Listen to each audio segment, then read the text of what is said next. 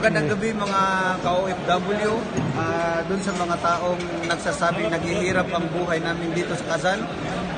Patutunayan ko kung mali kayo. Ipapakita po namin kung paano kami kumain dito sa Block 61. Ito po yung araw-araw naming ulam. Isang buo. Kung nakikita niyo po, ito po ay akin lahat.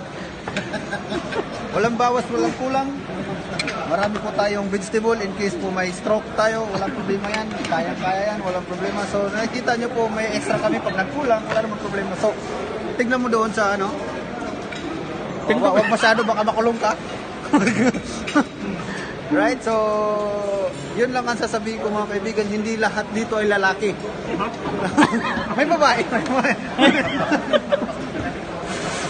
Anyway, so right? Let's enjoy, let's enjoy. Babay, bye-bye.